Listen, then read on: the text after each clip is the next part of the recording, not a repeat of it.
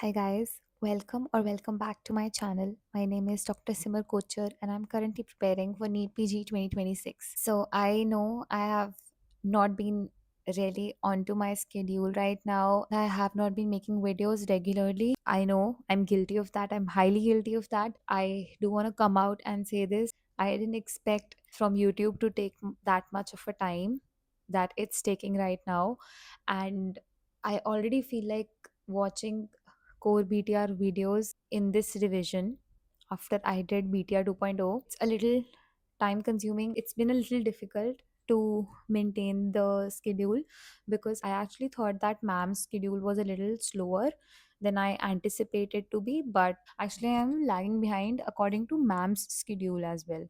So I think I underestimated depth and the time that videos take to complete, and also the YouTube videos are also taking some time for me to compile, to think, to process, to edit, and to put them onto my channel. So I've not been able to juggle both of these things together. So uh, I just wanted to come out about it so that you guys know why I haven't been regularly posting or regularly being active. Now I do want to make a video that was pending, that is micro and Anat mini test from core BTR. So let's just dive right into it. First of all, the mini test of micro. So my percentile came out about to be 67.66%. Although I had 72 corrects, but still it came out to be that because the exam was on a relatively easier side. That is why a lot of people scored higher than usual. So that's why I got a lower percentile. These were the topics that I felt that I needed to revisit, and I feel like these have become my fixed topics that come in every GT, in every test that I tend to get wrong. I think I need to sit with them for a moment and then work on them so that I don't get them in this list ever again. Otherwise, this is going to create a lot of trouble for me. Also, I actually made two tricks for something that I was not being able to learn. It was just not going in my brain, the cramming part. So I made a mnemonic for this. So sleeping sickness, I think a lot of people have learned this quite a few times, but still I have this kind of little mnemonic. So Suraj Mama rises from the east. So Suraj is Suramin and Mama is Milarsoprol. So Suraj is coming first, so it is earlier, and Milarsoprol comes second. After that, so it's late. Rises is Rhodians, and from east is East African sleeping sickness.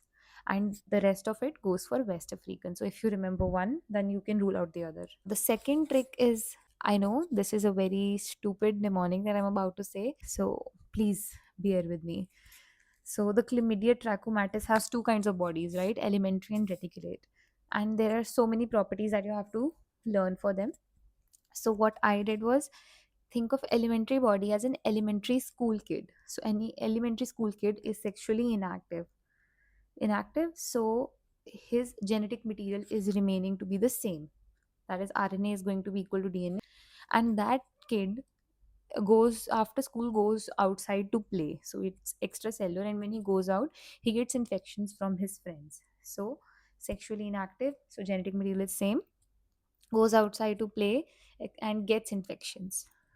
Whereas reticulate body is like an adult man who is sexually active, so he's replicative, and genetic material will be altered because of that. He's an adult, so he prefers to remain inside home, so it's intracellular.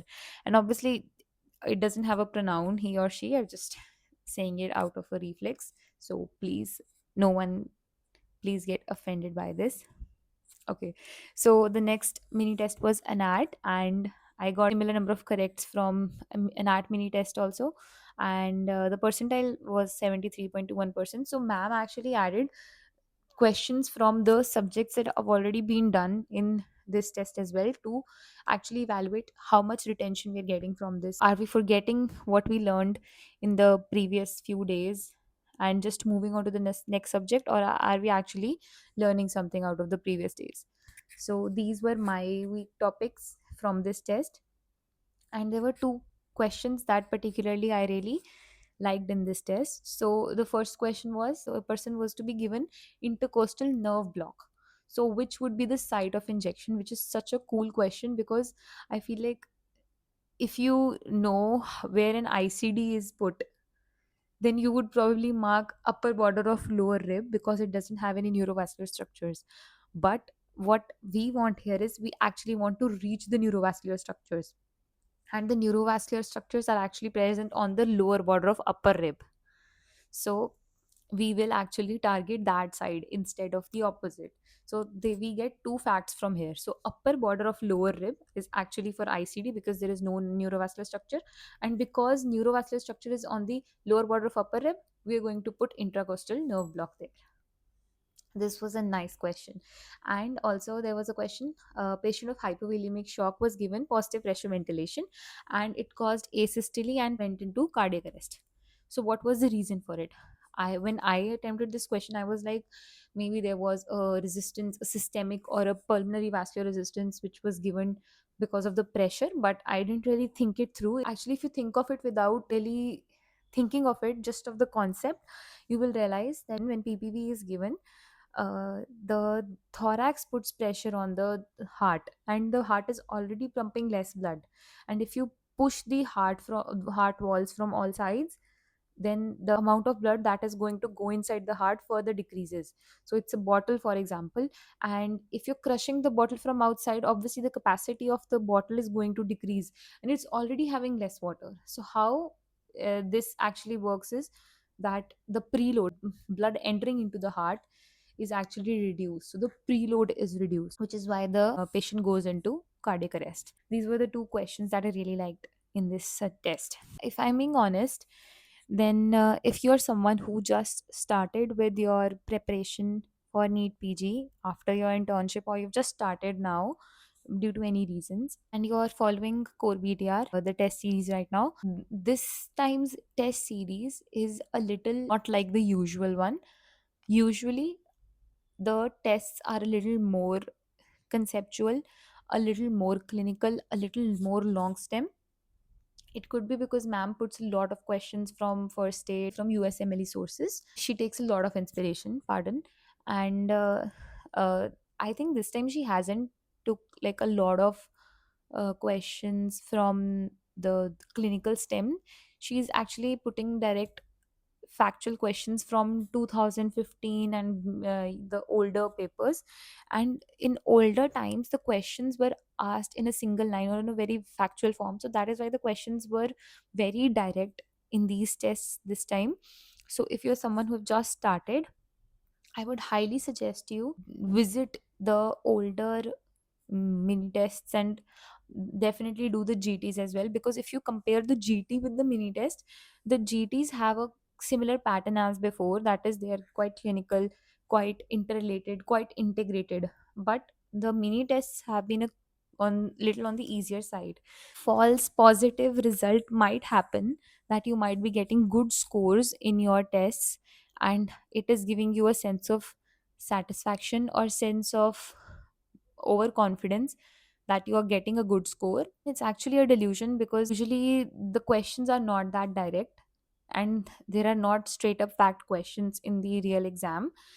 So I would say you should definitely do all the GTs, and you should also do all the PYQs, and try to do clinical STEM questions with a tag of clinical for sure, because that's what is going to actually help you. And if you ask me, I've been giving every test from BTR, and I used to score around 50, 60, never more than that. Max to max I got 65 correct, because the tests were genuinely very difficult, and I've been getting 70s straight up. And it doesn't mean I have improved within like a span of few days. It's just that the level of the test has been a little on the easier side. So please don't get super excited about your scores for your mini tests. I don't want us to be so overconfident about ourselves and our scores that when we reach the actual exam hall and then we see the exam, that we get humbled there. It's better to get humbled at home and then be happy in the exam center than to be the opposite way. So I would say on your own, try to do all the questions alongside the videos, and try to do all the clinical STEM questions. Try to do as many questions that are clinical as possible. it's going to help you a lot. Obviously give mini tests alongside, but ma'am is just trying to give us all the pyqs to complete the content, to expand our factual knowledge. The real exam these days doesn't come like that. There are very few single liners that actually come, so definitely be prepared for the actual NEET PG that is going to be happening. So that is it. That's all I wanted to say. Again, I want to mention this, that I will not be that regular in posting and that regular in keeping up with my schedule. I hope you guys understand that. And if you have any feedback that you want to give, please go ahead and drop it in the comment section. And I'll see you guys next time. Bye bye.